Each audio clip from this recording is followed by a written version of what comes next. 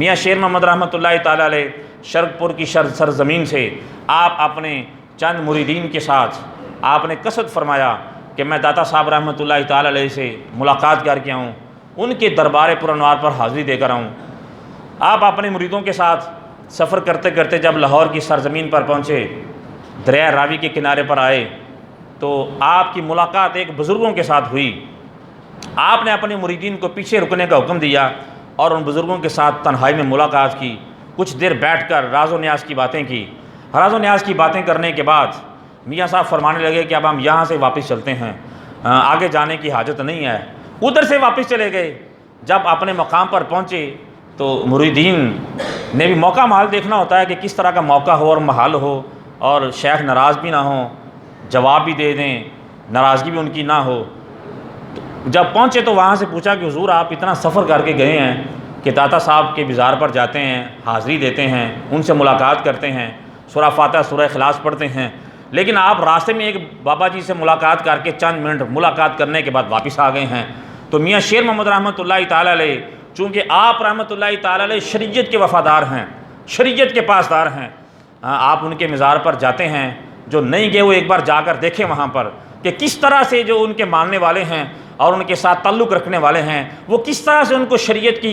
پاسداری کرنے کو حکم دیتے ہیں، اور جس کی داڑھی نہ ہو اس کو پسند نہیں کرتے، جو شریعت کی مخالفت کر رہا ہو، شریعت کی خلاف ورزی کر رہا ہو اس کو پسند نہیں کرتے۔ یہ غلط بات میاں صاحب کی طرف منسوب کی جاتی ہے کہ علامہ اقبال ان کو ملنے کے لیے گئے تو میاں صاحب نے کہا جی اس کی داڑھی چہرے پر نہیں، اس کی داڑھی اندر ہے۔ یہ میاں صاحب نے نہیں فرمایا۔ میاں صاحب نے فرمایا کہ اقبال اگر داڑھی کے بغیر چہرہ اچھا لگتا ہے تو بتا، پھر ہم بھی داڑھی اتروا دیتے ہیں، اس لیے کہ محبوب جو ہوتے ہیں ان کے چہرے پر داڑھی ہوتی ہے۔ اگر داڑھی کی وجہ سے چہرے کے اوپر عیب آتا ہوتا تو کبھی بھی تمام کائنات کے محبوب امام الانبیاء کے چہرے پر داڑھی نہ ہوتی۔ تو آپ نے اس طرح سے اقبال کی وہاں پر اصلاح فرمائی، تو یہ غلط بات جو ہے وہ میاں صاحب کی طرف منسوب کی جاتی ہے۔ تو آپ شریعت کے وفادار ہیں، شریعت کی پاسداری کرنے والے ہیں، کوئی اپنا ہو یا غیر ہو، میاں صاحب اس کو روک دیتے تھے، ٹوک دیتے تھے اور بتاتے تھے کہ جناب یہ جو تم فعل کر رہے ہو اس کا شریعت کے ساتھ کوئی تعلق نہیں ہے۔ تو انہوں نے کہا حضور آپ ایک بابا جی سے مل کر آ گئے ہیں، داتا صاحب کے مزار پر نہیں گئے،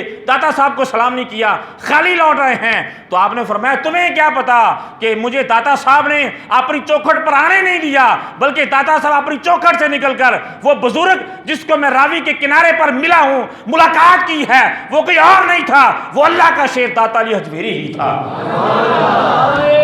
تکبیر،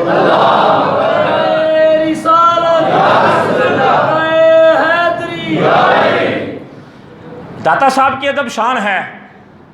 عجب حکمت ہے اور عجب معاملہ ہے کہ بڑے بڑے اولیاء اور صوفیاء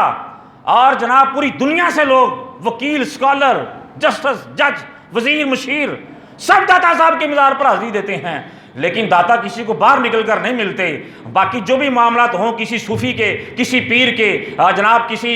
تصوف کے، کسی مجذوب کے، وہ الگ ہیں۔ میں سب کے مرتبوں کو قبول کرتا ہوں، ان کے مراتب کو سلام پیش کرتا ہوں، لیکن داتا یہ بات کیا ہے، میاں شیر محمد شرق پور کی سرزمین سے آئے ہیں اور آپ نے ان کو اپنی قبر پر بھی نہیں آنے دیا، اپنے مزار پر بھی نہیں آنے دیا، گھر سے نکل کر سفر کر کے راوی کے کنارے پر استقبال کیا ہے۔ جب میں نے داتا سے پوچھا تو عالم تصور میں مجھے داتا نے جواب دیا، میں قیامت تک دنیا والوں کو اور اپنے مزار پر آنے والوں کو بتانا چاہتا ہوں کہ میرے مزار پر وہ شیر محمد آ رہا تھا جو نبی کی شریعت کا وفادار تھا، جو رسول اعظم کے صحابہ کی عزت پر پہرا دینے والا تھا، جو صدیق اکبر کی عزت کی خاطر اپنی جان کو ہتھیلی پر رکھنے والا تھا۔ تو بس جو داتا کے مزار پر محمد عربی کی شریعت کا وفادار آئے، شان صدیق اکبر کا وفادار آئے، پھر داتا